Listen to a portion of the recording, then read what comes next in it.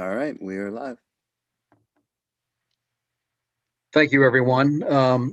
My name is Preston Bryant, and this is the April 12th, 2021 meeting of the Library of Virginia Board. Per the governor's executive order for the pandemic, we are still lawfully operating under virtual rules, so we are meeting online. We're meeting live, and we welcome everyone who may be watching. I think we do have a quorum. So let's go ahead and call the roll. I think we need to do that officially. Dr. Aguirre, Ms. Blevins, Here. Ms. Bowles, Here. Mr. Brockwell, Here. Ms. Castillo, Here. Muhammad Islami, Here. Mr. Light, Here. Ms. Little, Here. Mr. Miller, Here. Murphy, Here. Ms. Scott, Here. Ms. Sims, Mr. Tango. Here. So we have a quorum. We also have counsel Audrey Burgess from the Attorney General's office, and the librarian, Ms. Treadway, and other members of staff. So thank everyone for joining. Sad that we are still operating in a virtual environment. We hopefully will be returning to normal soon as circumstances allow. We have a very packed agenda, and I do know that some members have to have hard cutoffs, so we would like to move through this pretty efficiently. I will say from the beginning that we still are not having committee meetings. We entertained having committee meetings this time for various IT and other reasons, especially given some of the subject matter. We might as well have continued meeting as a committee of the whole. So that's what we have chosen to do for efficiency reasons. But all of the items and issues that would have been covered in a committee meeting are in your board packets. We have one item on the agenda that was going to require a vote. We are now not going to do that. That is, you'll see the Library Development Committee. We had thought about adopting a revised planning for library excellence and such. Mr. Miller, who chairs that committee, has other items he would like to take up with the committee. And so we're going to hold off on that vote until the June meeting. Ms. Treadway, is that correct? Yes, to actually vote on it, we may need to schedule that committee meeting on a separate day because there are a number of issues and it might be too long. So we would probably look to do that in May or early June and then vote. Okay, And that was my plan along with another item. Okay, so Ms. Treadway and Ms. Carmack and Mr. Miller will be in touch with the members. Again, we have a packed agenda, so let's move on. The agenda has been publicly noticed, and it's before you. Is there a motion to adopt the agenda? Also move. Mr. Light moves, Mr. Brockwell seconds. All in favor. We have to do a roll call. Roll call vote, sorry.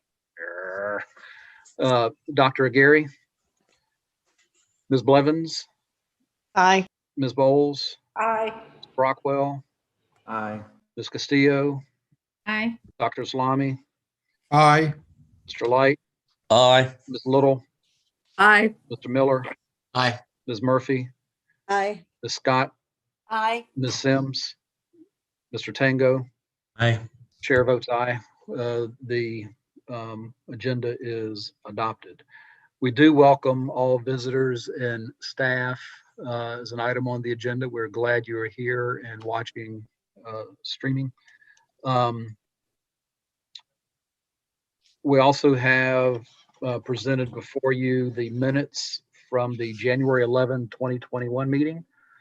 Before we take another roll call to adopt those, are there any amendments proposed to those meeting minutes? Chair, I'm sorry? I have one suggestion under the Legislative and Finance Committee. Sure. I think the CCRP is incorrectly identified in that section as the court's clerk project. Are or maybe I'm mistaken. I thought it was the Circuit Court Records Preservation Program.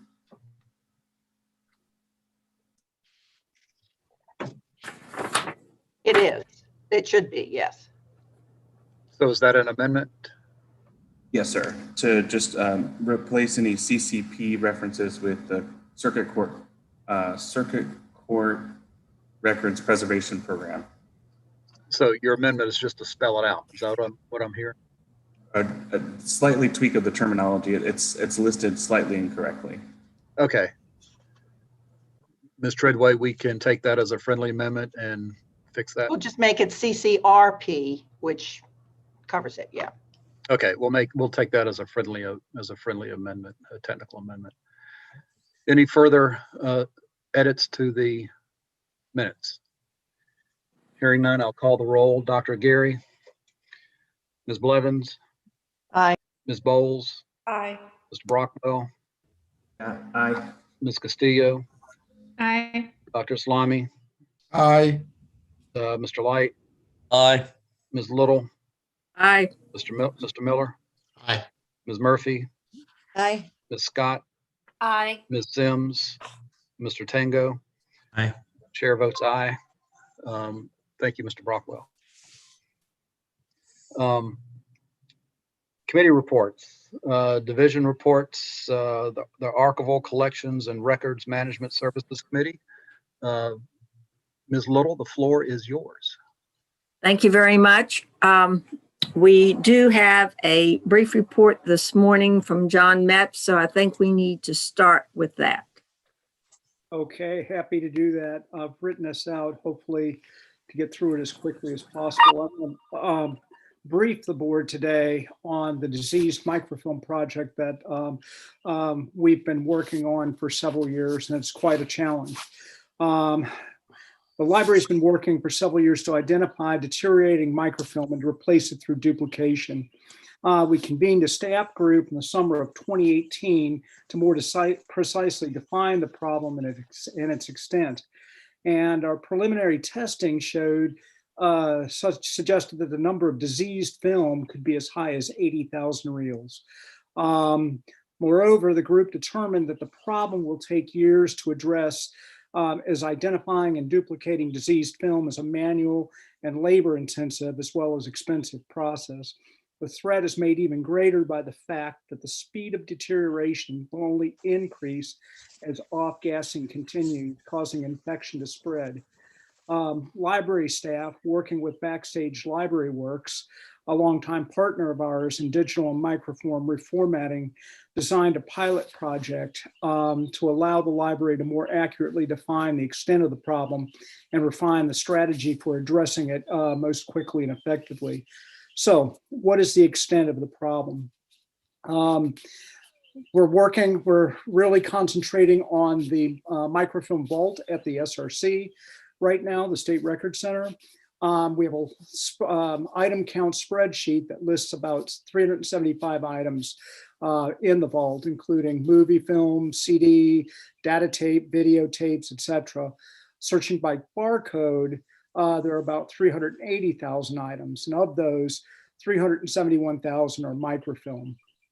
One of the problems is we don't have an accurate count of the types of film, types being whether it's state records, private papers, what have you, because very little information was entered for the film in many cases in the earlier databases. And some of that film isn't even listed at all. And there are a variety of reasons for that. As we enter reels into InfoLinks, our current database, as we inspect them, we're getting a count of local records, state records, and other types of records, which is a catch-all for things like public school records, local government records that are not archival, and museum records. For example, we don't know what they are yet, but we have records from the Virginia Historical Society and the Douglas MacArthur Museum. So the breakdown is about 15% state agency records, 65% county records, and 10% private papers, and 10% other. We estimate that more than 60% of this was filmed before 1998. And we estimate that over 50% of the pre-1980 film has issues. And we're talking here about vinegar syndrome and redox. Vinegar syndrome infects acetate film, and it is contagious. In other words, as it off-gases, it can cause previously unaffected acetate film to break down. Redox is more of an issue of improper development, and it is not contagious. So we're really focusing on duplicating acetate film as quickly as we can. All of the film is targeted for, all disease film is targeted for duplication, regardless of vinegar syndrome or measles, also called redox. And all of the film that Backstage produces for us today is polyester that has been treated with polysulfide, which prevents redox and is supposed to be impervious to vinegar syndrome.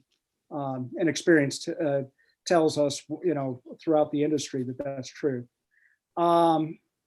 It's important for me to point out that the microfilm stock in the vault differs from what is available to patrons downtown.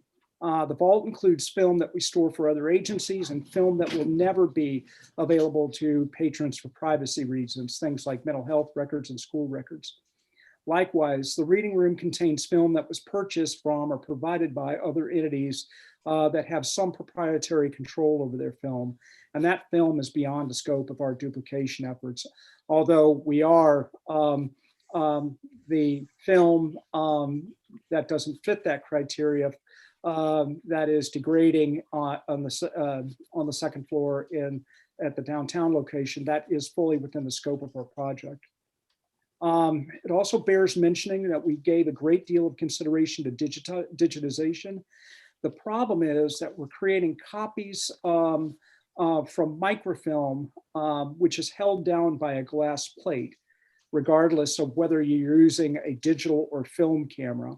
So the problems with the source film, and there's some things that sometimes get in the way to mean that the duplication is not quite as good as the original photography. We opted to duplicate our disease reels instead of digitizing because we determined it was less expensive and more expedient when we first started talking about this. As of right now, we currently pay around $50 to duplicate a reel, whereas it would cost just simply to create digital surrogates or images of that's $102 per reel. And then there are associated costs of digital storage.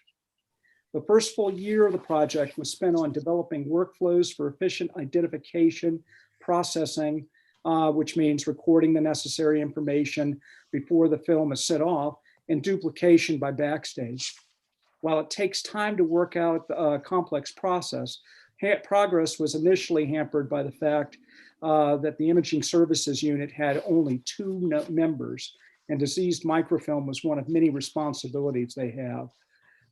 Many of these other responsibilities are time-sensitive requests on behalf of courts and other state agencies responding to legal requirements, leaving one specialist to focus on diseased microfilm while the other handled urgent requests. When Mike LeGrand became the supervisor for that unit, we made the decision to fill Mike's old position as a quality assurance specialist, and we determined that we had the money to recruit an additional specialist, bringing the total number of staff to 1 supervisor and 3 quality assurance specialists. All 4 imaging services members are working on the project in some way. 2 are full-time, while the remaining 2, including the supervisor, handle priority responsibilities and requests, things like expungements, inspection of new film, inspection of digital images coming from state agencies and localities.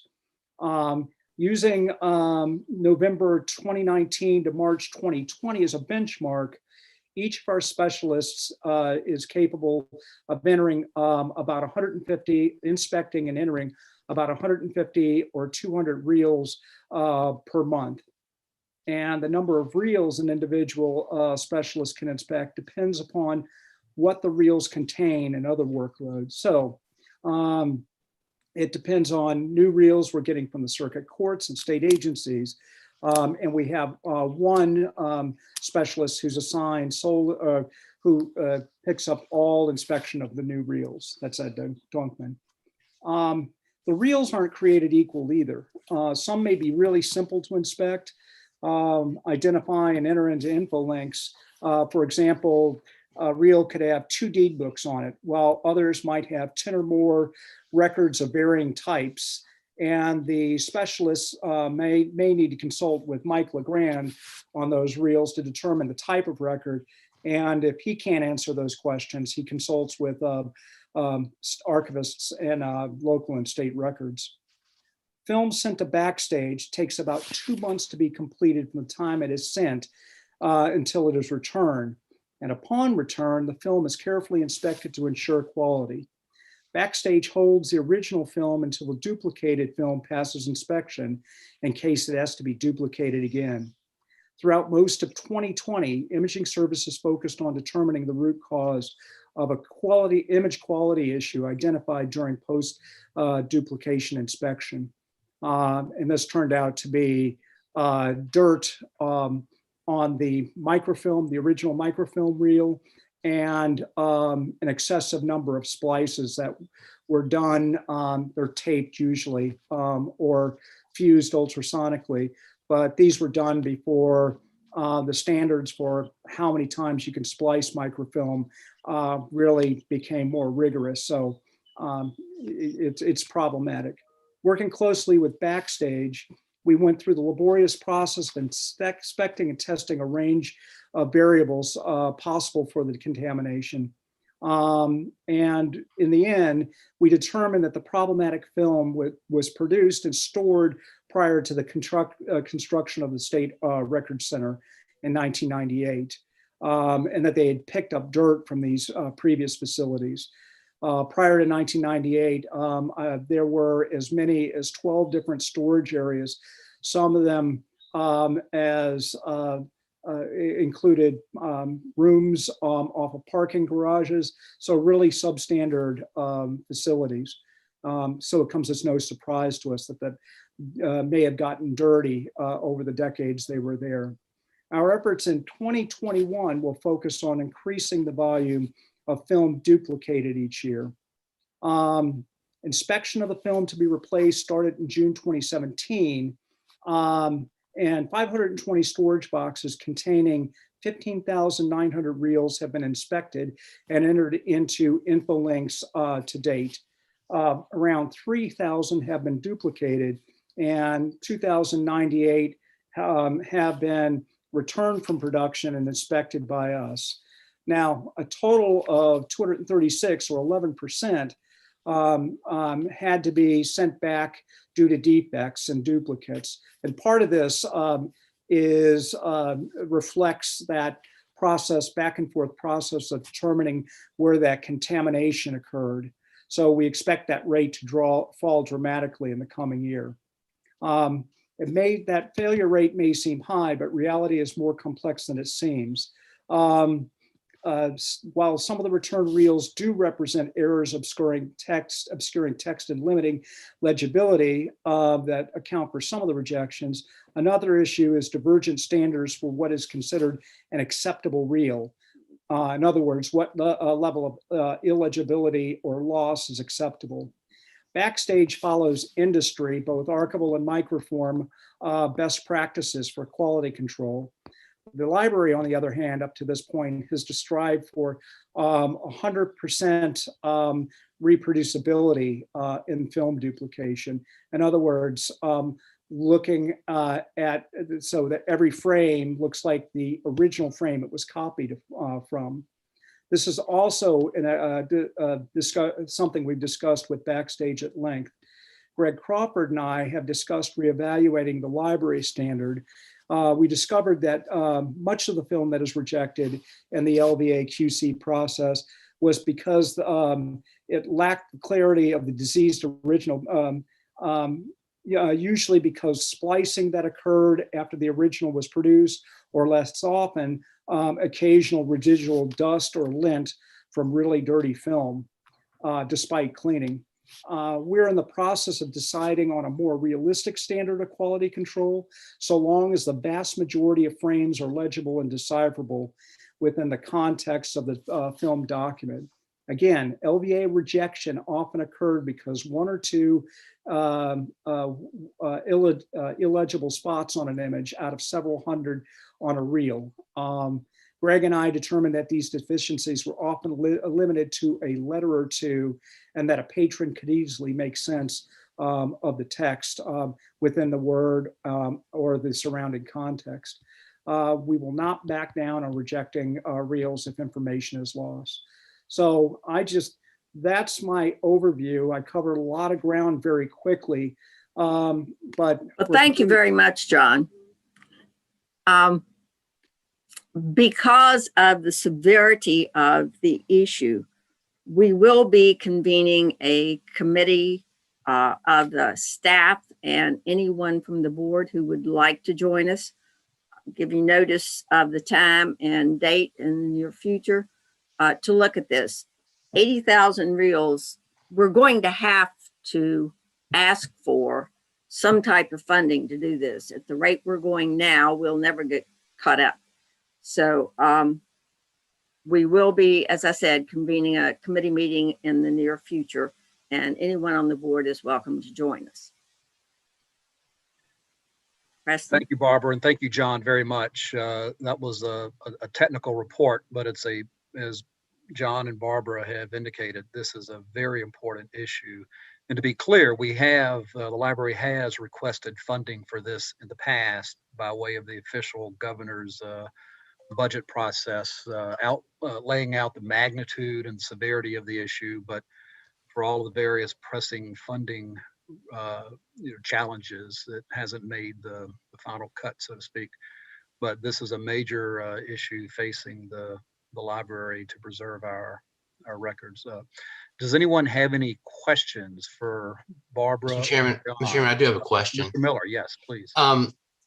John, and for Barbara as well, one of the challenges with preservation over time has been that we preserve things to what we believe to be the best of the standard of the day. And as time goes on, we have found in many instances that what we did to preserve something in the past actually accelerated its deterioration, which puts us into certain positions. CCRP funding goes to things like that. In the modern technological age in which we are in, how confident are we that the steps we are going to take today are going to actually preserve things for a much more extended period of time than things have been preserved in the past? Sometimes in the past, preservation techniques have lasted for 8 years and things got worse 100 years ago. But today, the things we're doing now should be able to take us for another 100 years?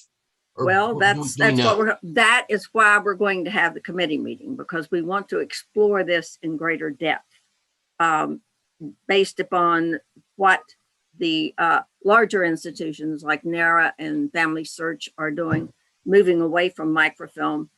Is it in our best interests to continue to do this? So that is why the committee meeting will be convened, and we'll be talking to staff and looking at various options before we go. Sign me up, I'll be there. Okay, great. Before we move on, any other questions for Barbara or John or Ms. Treadway on this issue? It is a significant issue. I've been out to the State Records Center a number of times, and every time we go into the big microfilm room, we discuss this issue. So, all right. Thank you very much, John, and your team for all of your work. And Barbara, you are so much on top of this. Nobody knows this. Nobody on the board knows this stuff like Barbara. So thank you very much, Barbara. Next is the Education Outreach and Research Services Committee. Ms. Bowles. Good morning. Thank you. Well, you can see from your packet that we continue to engage the greater public with exhibitions. That seems to be gaining speed hopefully post-COVID, and they are to be congratulated on their work there. And then, of course, the metrics provided for social media engagement, I think, is really important as we really look at continuing and to improve our digital user experience. So on that note, LibGuides has been, we've been increasing our work, and that through LibGuides, our library currently provides access to 48 subscription databases and more than 140 research guides and indexes. The new system will offer smoother navigation of research guide indexes, and subscription databases include 26 new research guides for searching individual collections. So that's wonderful news. You can read more about it in your packet. The second important note is the Asian American Pacific Islander Desi American project update. And the library has made a strong commitment to engaging with underrepresented communities in its strategic plan. And following the success of New Virginians, the library began work with specific group of stakeholders. So you can read more about that and wonderful work going on despite all the challenges. So if Greg would like to add anything, that would be terrific.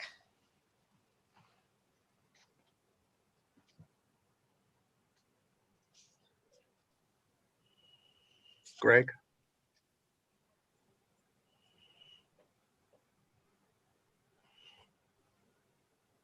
Greg Kimball, are you around? Yeah, I think Greg's on mute. I don't see him. Okay. Oh, Hearing nothing more from Greg, I think that they did a wonderful job. If you'll read through the packet, does anyone have any questions? My apologies. For some reason, I couldn't bring up my Zoom, but no, I think you did an excellent job of summarizing things. So thank you.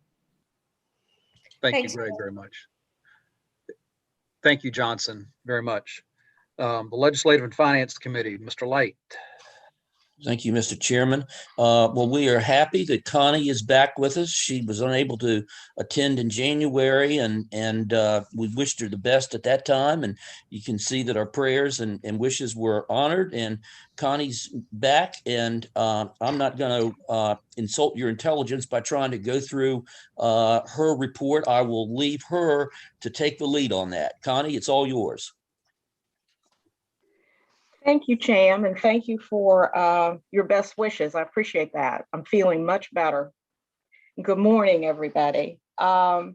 If you go to the second tab in your package, financial reporting, the first page is the monthly report, year-to-date budget to expenditures with a graph and a table of accounting information at the bottom. If you go over to the far right column, percent spent, and check the bottom amount, you'll see we're at 66% of the year, and we're 67% through the year. So overall, we're right in line with where we normally are this time of year. Wanted to point out that we did update the budget at the January meeting, and so there's no change on that. Nothing has changed since then. So that column stayed the same. Two things to point out in the subrecipient column. We have 3/4 of the state aid paid out, one more state aid payment to be made this year. And if you go to the CCRP funds line, you'll see $815,458 been distributed in CCRP grants this year. And you'll see that only 41% of that budget line has been spent. We did not award grants this year until December of 2020. And we did award $1.8 million, but not really, almost none of that has been spent. And we still have about $200,000 of the prior year grant cycle to be expended. So that number is a little low, and it is affecting that 41% spent for that line. Any questions on that summary report? I do have one question, Connie.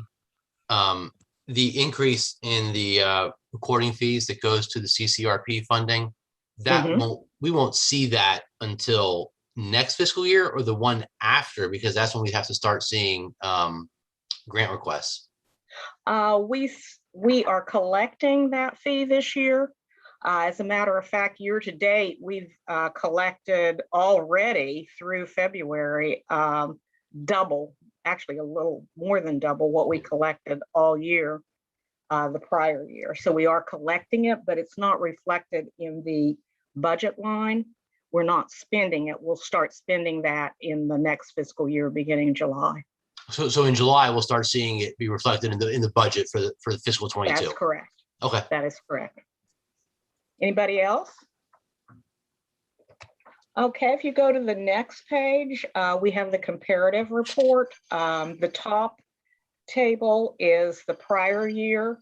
The middle table is the current year. The information that you just saw on the prior report. And the bottom is the difference between the two. You'll see a couple of big items in the budget column. Under general fund, you'll see an increase of $1.5 million. That is made up of an increase in state aid and a $400,000 increase in our funding for state archivists and records managers that we got in the special, that came through and was finalized in the special session in November. So that is what's affecting that.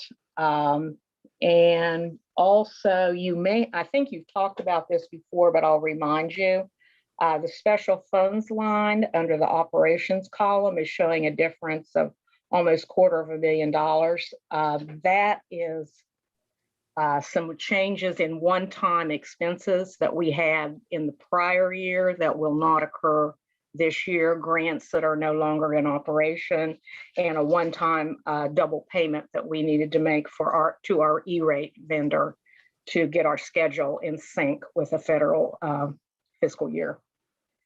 And let's see, I think that's it, unless you all have questions.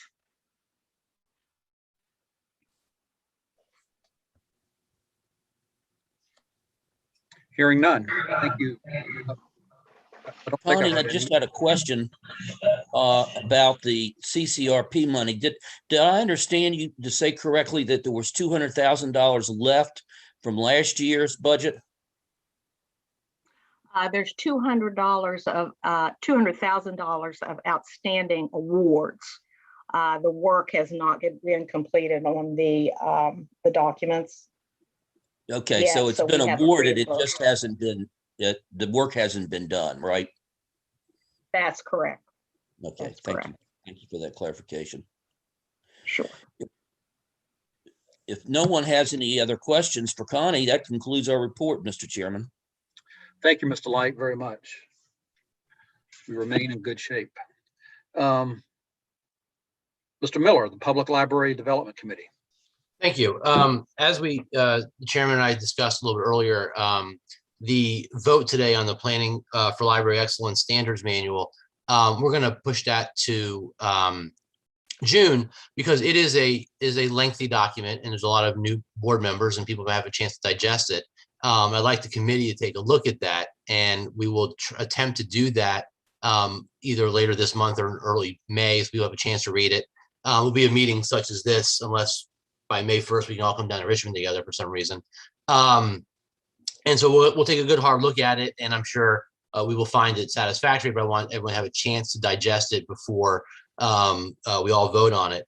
Additionally, in February, Nan and I met with NCAM with a group of a variety of library directors from across the state, covering different size and location library systems, to start a discussion about state aid and whether or not it is appropriate to seek from the General Assembly a joint legislative audit and review committee study of state aid. The state aid formula that we are currently operating under in large part was crafted after the last JLARC study, which was done in 2000 and 2001, and based on some census numbers from 1999. And we know that some parts of the state have changed dramatically with large increases in population. Other states have had decreases in population. And we want to investigate whether or not the current state aid formula benefits what it's supposed to be doing.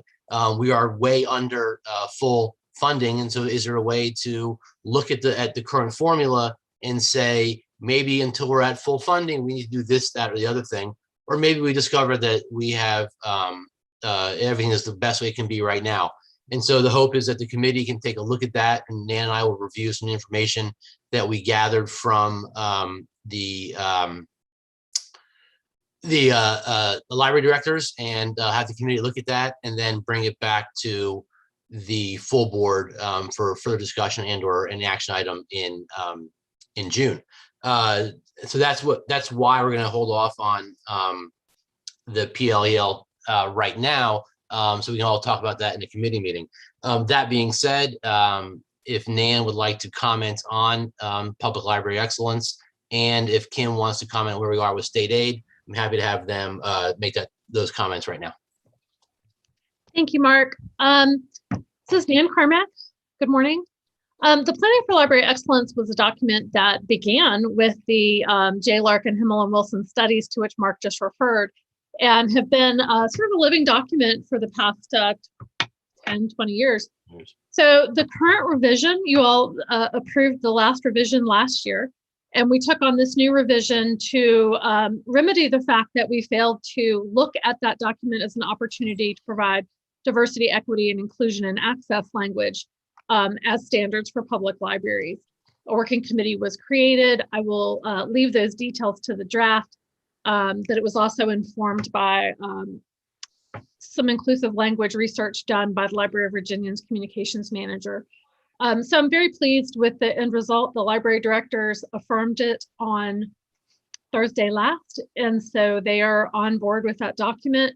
We will continue to treat it as a living document that evolves to respond to the needs. There's already been some conversation about some additional revisions for the next go round.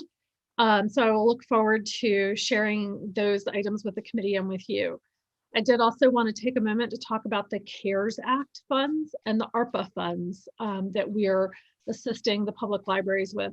The CARES funds were dedicated to libraries that, through state data, demonstrated low broadband connectivity, low employment, high unemployment, and poverty. And those grants have all been applied for and are in the process of being administered, and libraries that receive them are doing things like, for example, Petersburg is equipping their public transportation with Wi-Fi so that their buses across the city are also Wi-Fi outlets, addressing the broadband connectivity issue for their community. Lonesome Pine Regional Library, which serves 7 localities in Southwestern Virginia, is purchasing a vehicle that will not only serve as a bookmobile, but also as a technology hotspot, and it will be creating routes across the community. So these are the kinds of things that the CARES funds are being used for, and we're very pleased with the innovations that the libraries have demonstrated in service to their communities.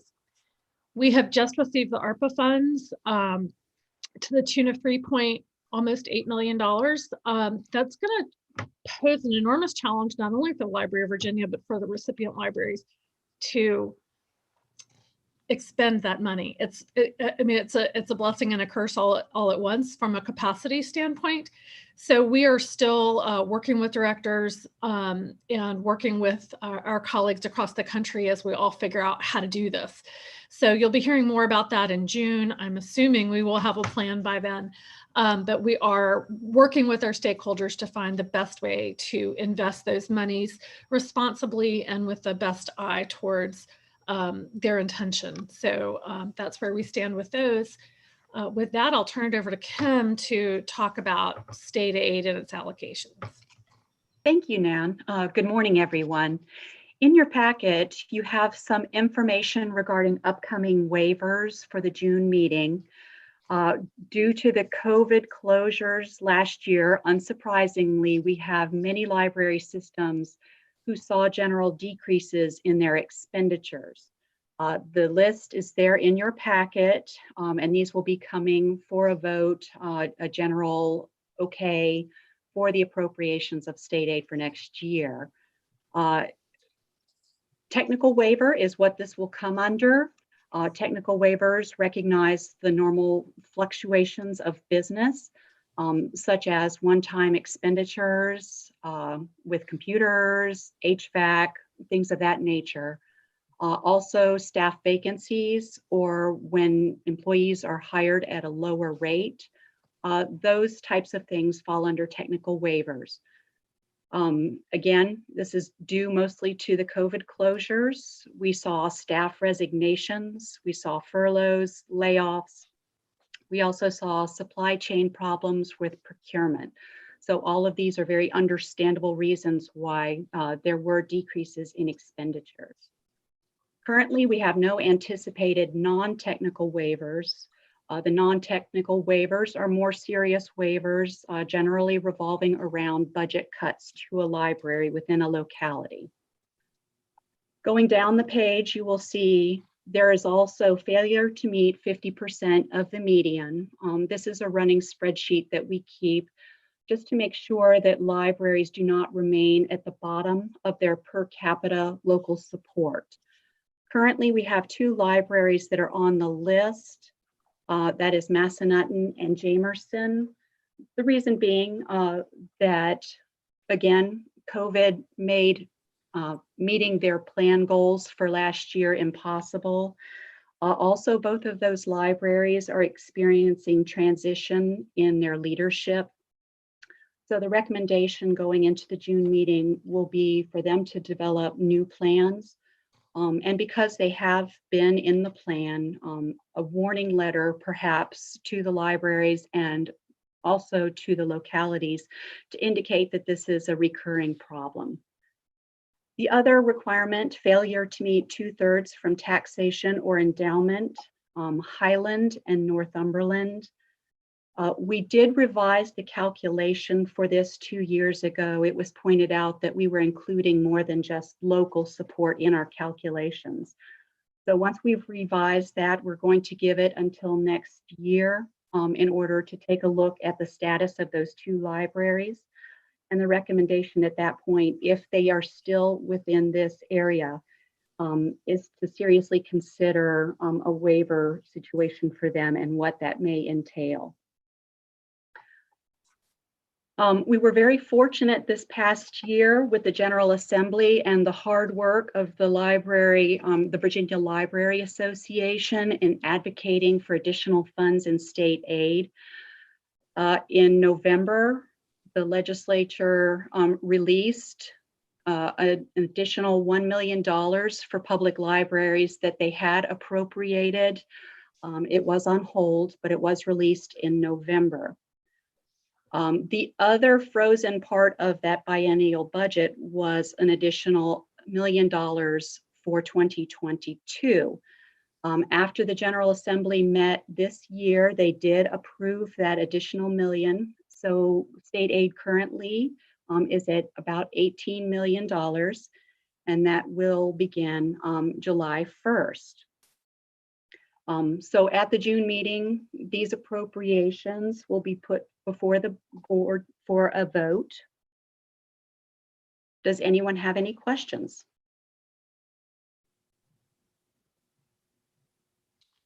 Okay, seeing none, that concludes our committee report. Thank you, Mr. Miller, very much. The ARPA, I will say the ARPA money, the American Rescue Plan Act money does, as was noted, present a challenge. While it can be spent by December of 2024, there's still capacity issue. That's a lot of money. I think there's a question as to what is committed versus what has to be spent. Does committing the money allow it to be spent beyond 2024? So lots of folks are wrestling with how to spend this massive amount of money. So thank you for that very good report. Moving on to the Library Foundation, we are blessed to have Pia Trigiani with us. I failed to mention you in my welcoming remarks. We're glad you're here. Pia and Sandy and Scott Dodson and I have increased our communications on coordinating and how we can increasingly work together. So with that, I will turn it over to Scott and Pia. Thank you so much, Preston. Appreciate being with all of you, and thank all of you for your continuing commitment and all that you do for the library. Nan, I'm thrilled to hear about the bookmobile at Lonesome Pine. Having enjoyed many visits as a child to the bookmobile that ran through Wise County, so I'm pretty excited about that. And I think we ought to have a feature on James Varner, who drove the first bookmobile in Big Stone Gap and Wise County. We are concluding a project. We brought in a consultant called the Curtis Group based in Tidewater to help us. They worked with us a number of years ago to try and look at rounding out and supporting our staffing for our important function of fundraising for the library. Their work is concluding. We're at the end of their contract, but I think they'll be with us just a bit longer to finalize activities and ideas around fundraising. Sandy has been extremely supportive and participates every step of the way in this. And so we're very grateful for her time and commitment to what the foundation does.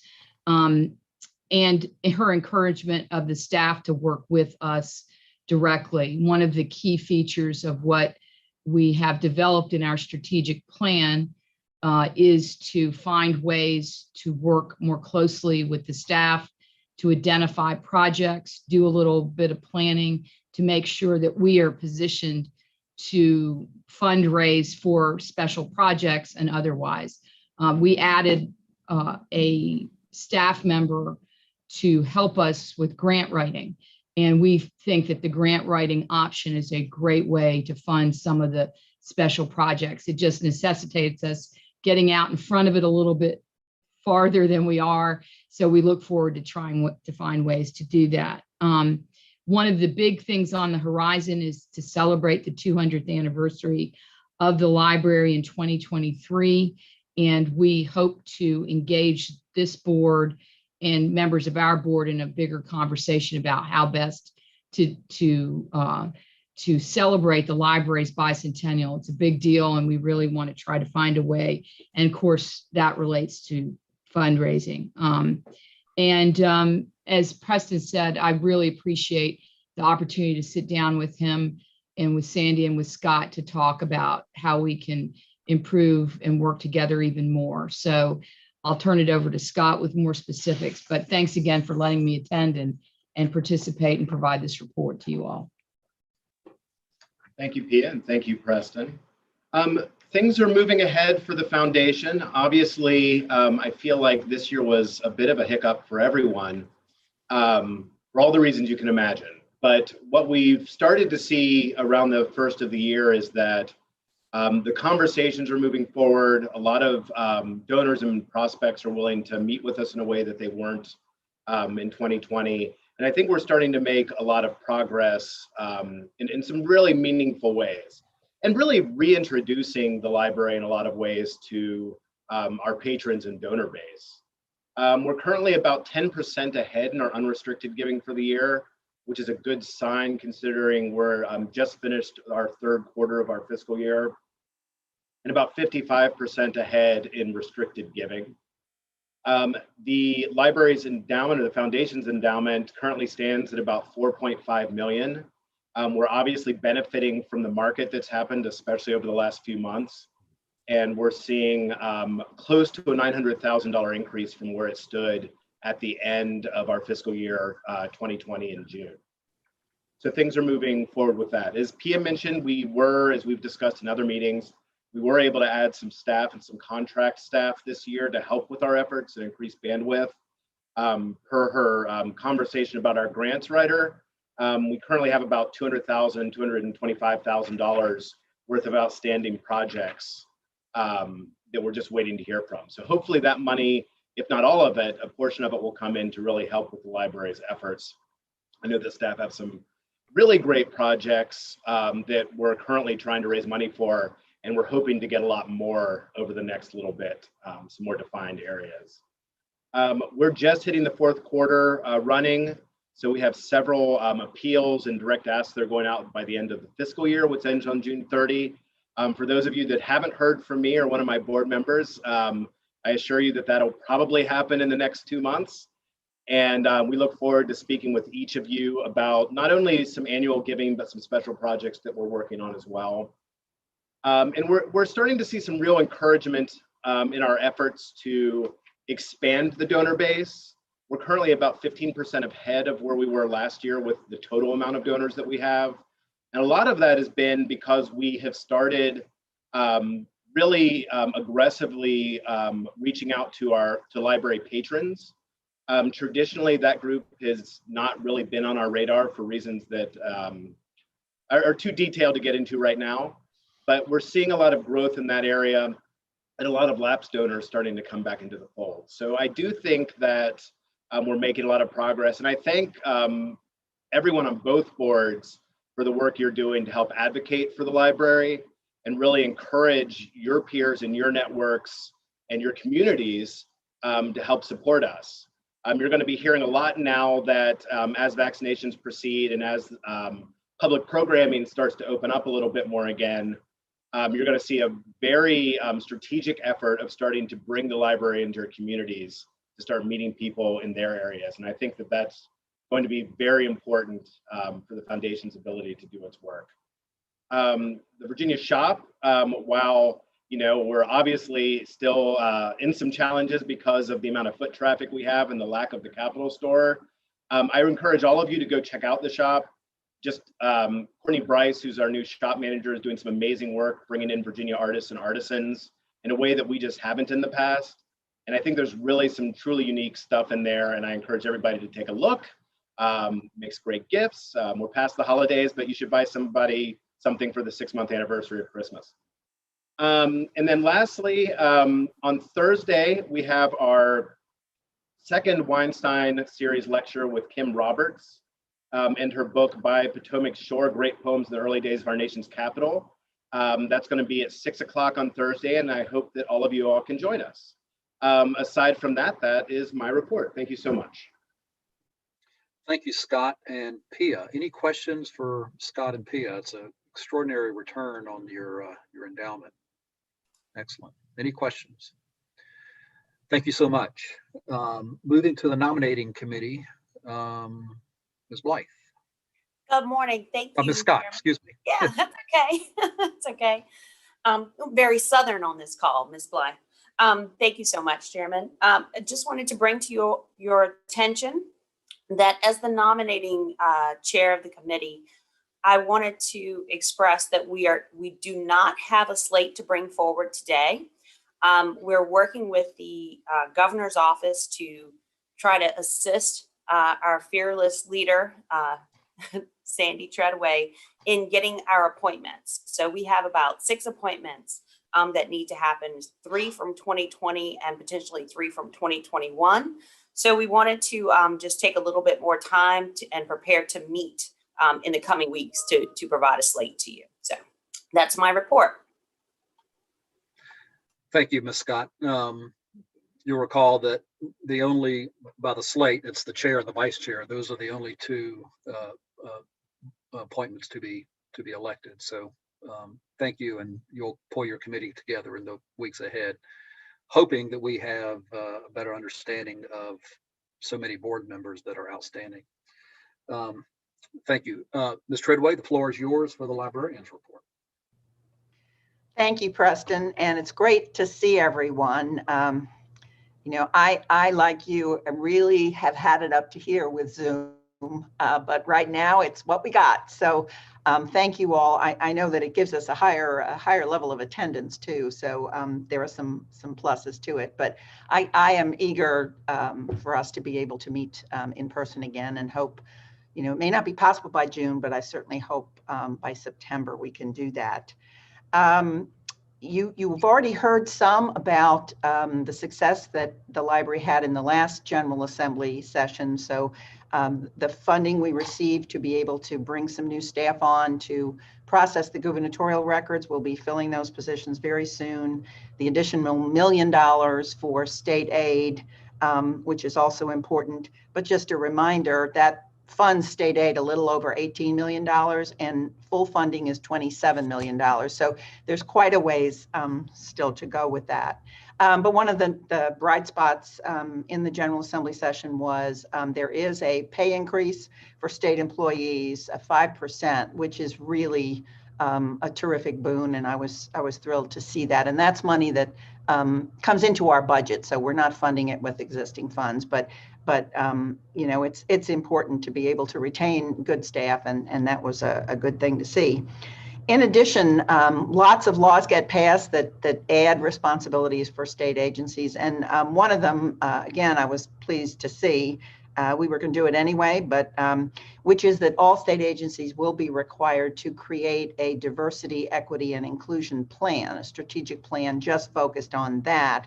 But the wonderful thing is the state has given us a terrific template to use and guidelines so that we make sure that we're developing this in sync with the administration's priorities. So look forward to that in the not too distant future.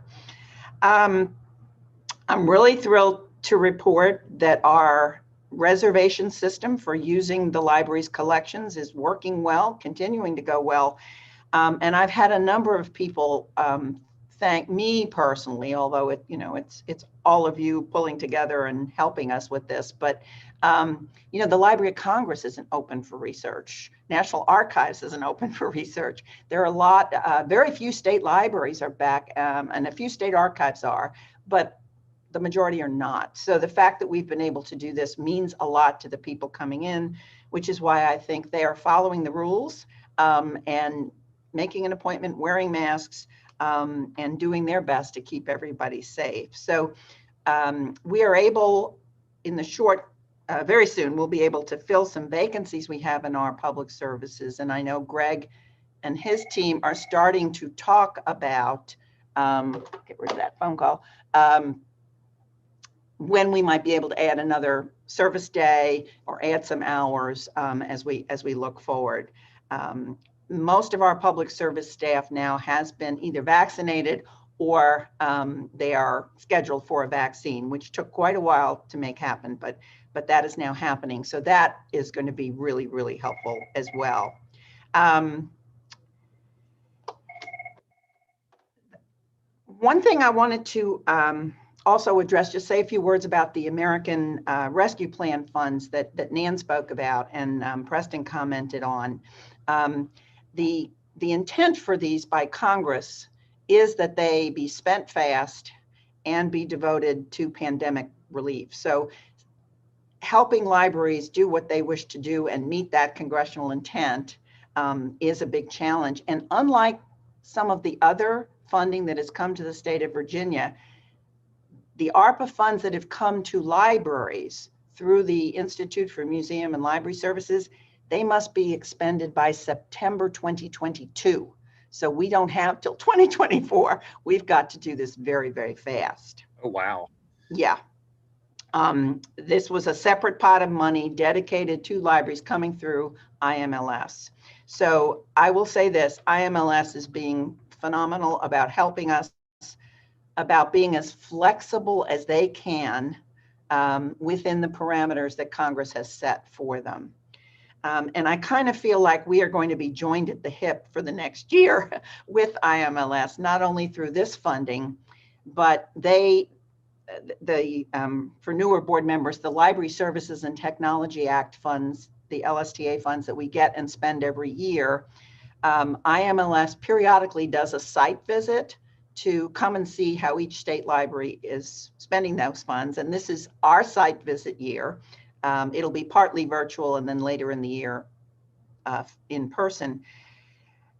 But then it's also the time in which we will be evaluating the 5-year plan under which we spend this money, and next year writing a new 5-year plan. So our work with IMLS will be it'll be a heavy lift, an important lift, but over the next 12 months. And you'll hear more about that, but just wanted you to know this isn't money that just comes with no strings attached. I mean, we really have strict reporting requirements, and we have to get everything we do blessed by IMLS. So that's something that just adds to the complexity of spending all of this funding appropriately. And then finally, I know that all of you who read the executive summaries in your packet saw the announcement at the beginning of the government record service one that our state archivist, Mike Strom, will be leaving us very soon. Mike is from the west of the United States, and a job opportunity opened up in Nevada that was sadly tailor-made for him, and he applied for and has accepted it. So this isn't goodbye for me, because he will be the Nevada State Library and Archives and Records Management Agency is very similar to ours in the sense of the scope of what it covers. So Mike will be the state librarian for Nevada, and I will see him at those meetings, but he will be leaving us shortly, and it is a great loss for Virginia. And Preston, I don't know if it would be okay if Mike said a few words, if he would just farewell to the library board. This is his last meeting with you. Yes, we hope Mike will speak. Well, thank you, Preston. I appreciate it. I want to thank all of the board members for your support of the state archives, in particular for the support shown during the Wilder Papers crisis, and also for your support for the budget amendment that was passed just a few months ago. I'm very excited about the state archives being allowed and able to hire 3 new positions to help process the backlog. Frankly, that's the only way we're going to make any real progress, is to increase the staff and go from there. So I'm excited about the future for the State Archives program here, and I'm grateful for the opportunity. So thank you and good luck. Thank you, Mike, very much. And I know talking with Barbara Little, she has given you high praise, and you will be missed by all. But this is a opportunity to be a state librarian. It's not an opportunity to pass up. So we wish you well, and thank you for your service to the Commonwealth of Virginia. And finally, Preston, can I add one other thing, since Mike mentioned the processing of the Wilder Papers? I just wanted publicly to thank the gubernatorial administration, Governor Northam and his staff, because when we accomplished that, I considered it something we had to do to make things right. But the governor himself personally called every member of our archival team who worked on that, knowing, and there were some that were not archivists, but who pitched in because it mattered to him that they did what they did to make that happen. And in your packets, it's the second document behind the media PR, is a press release the governor issued last February that I also wanted to be sure you saw. The last paragraph of that press release, where he was announcing the second published report on systemic bias in Virginia law, he thanks by name every member of the library team that assisted the production of that report by providing documents, images, and other research assistance for that final report. So it means a great deal to me personally, and I know to the staff here, that the governor knows what we're doing, values what we're doing, and takes the time to say thank you, because that is, that's priceless, really. And Yes, that very- concludes my report. Thank you. It is extraordinary that he called each and every staff member. That's pretty phenomenal.